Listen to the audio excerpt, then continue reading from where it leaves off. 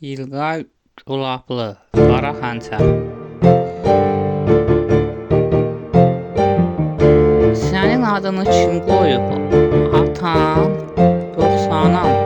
Heç bir, kəndimizdə bir Məşəd Abbas əmi var idi. O qoyub, savadlı adam idi. Şahnamə poemasını əzbər bilirdi. Əsərdə bir Firudun olub. Cəmşid Şahın nəslindən İranın zalım şahı Zöhhaqa qarşı mübarizə aparıb. Zöhhaq İranı işğal edib Firudunun atasını öldürüb. Firudunu da uşaq ikən öldürmək istəyib. Amma Firudunu bir inək südü ilə böyüdüb. Firudun böyüyüb Zöhhaqı taxtdan salıb öldürüb və İranı azad edir. Onun üstündə ulduz şəkli olan 3 rəngli bayrağı var idi. Mavi, qırmızı və sarı rəngdə. Kiyan bayrağı deyirdilər. Haqqın, ədalətin bayrağı. Mənim adımı da onun şərəfinə Firudun qoyublar. Bəs sənin adını kim qoyub? Anamın adı Solmaz idi. Məni dünyaya gətirəndə ölüb. Onun adına yaraşdırıb Şahnaz qoyublar. Elnazın da adını mənim adıma yaraşdırıb qoyublar. Onlar çaylarını içib durdular. Şahnaz Firudunu Bakının görməli yerlərini gəzdirirdi. Onlar söhbət edə-edə Şirvanşahlar sarayına getdilər. Şirvanşahlar sarayının gözəlliyi Firudunu heyran etdi. Saray kompleksi 13-cü əsrdən 16-cı əsrə qədər müddət ərzində tikilmişdi. Saray daxil olmaqla bəzi binalar 15-ci əsrin əvvəllərində Şirvanşah 1-ci Xəyalullahın hakimiyyəti dövründə tikilmişdi. Osmanlı İmperiyası Bakını ələ keçirəndə saray ərazisində onu şərqdən əhatə edən saray divarı ilə Sultan 3-cü Muradın adını daşıyan darvaza tikilib.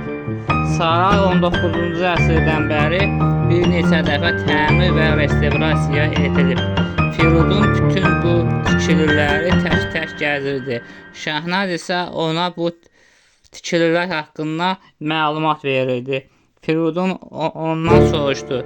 Şahnaz, sən bu qədər şey haradan bilirsən?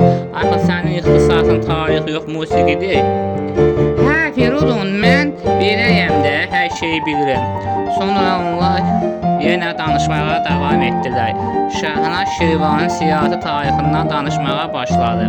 Şirvanşahlar dövləti bugünkü Sovet Azərbaycanı ərazisində mövcud olub. Şirvanşahlardan əvvəl Sasanilər imperiyasına tabe olan Albaniya knyazlığı var idi.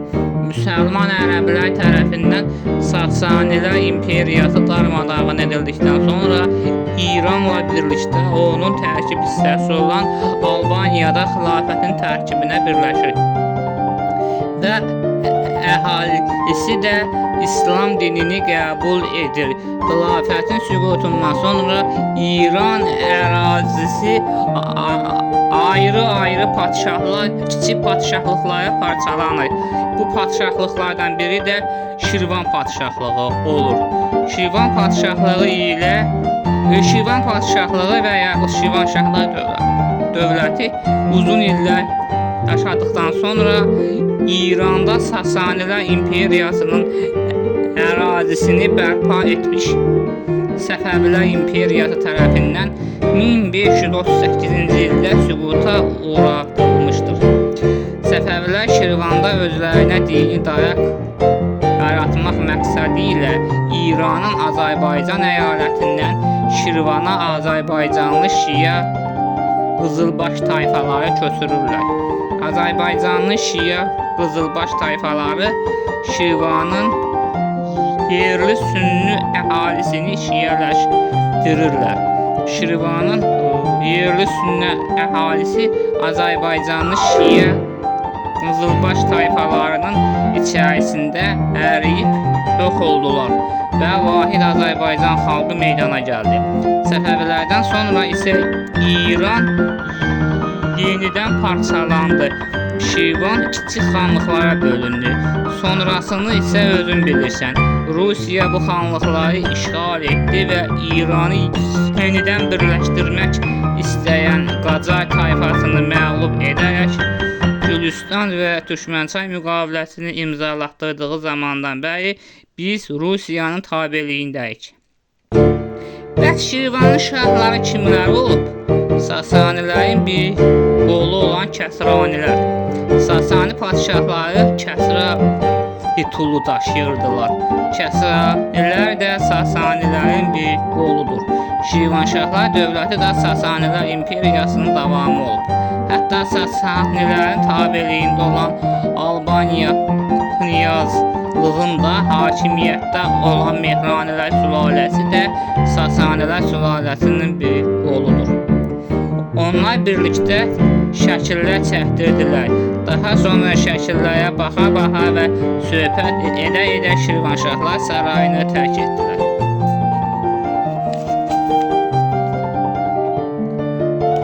Görüşüb ayrıldılar. Firudun qaldığı yataqxanasına Şahnaz da əmisigilə getdi. Ceyhun başa düşdü ki, tək Şahnazla olmur. Gərək Firudunu da hədələsin. O bir gün Firudunun arxasınca düşüb onu izlədi. Firudun qaldığı yataqxanaya gedirdi ki, Ceyhun maşınla onun yolunu kəsdi. O maşından düşüb Firudunun qarşısına gəldi. Firudun ona görüb salam verdi. Salam, necəsiz? Əleykum salam. Keç maşına, səninlə işim var. Firudun maşına mindi. Ceyhun onu dənizin qırağına apardı. Orada maşını saxladı. Onların hər ikisi maşından düşdülər. Ceyhun Firudunu qırağa çəkib söhbətə başladı. Bura bax, Firudunsan, nəsən? Səni bir də əmim qızının yanında görməyim. Utanmısan, xalqın namuslu qızı ilə nə işin var? Şahnaz sənin tayin deyil. Bura çörək azanmağa gəlmişsən, başını sal aşağı, çörəyini qazan. Özü də Şahnaz mənim adaxlılımdır. Bu yaxınlarda toyumuz olacaq. Başa düşdün, ay uşaq. Şahnaz mənimdir, ondan əlini üz. Yoxsa səni şərləyib əsirdən ömürlük sürgün etdirərəm. Bir də bu ölkəyə ayaq basa bilməzsən. Bir lokma çörək qazanırsan, onu da əlindən alaram. Hələ qarnına çörək qazana bilmirsən, arvadı nə ilə saxlayacaqsan? Bax, bir də səni buralarda görməyim. Firudun sakit onu dinlədi. O səsini də çıxarmadı, sadəcə dinlədi. Ceyhun onu elə oradaca qoyub maşınına minib getdi. Şahnaz və Elnaz 5-ci kursu bitirmişdilər. Onlar indi hansı ixtisasla işləyəcəklərinə qərar verməli idilər. İyun ayının biri idi. Havalar yavaş-yavaş qızırdı.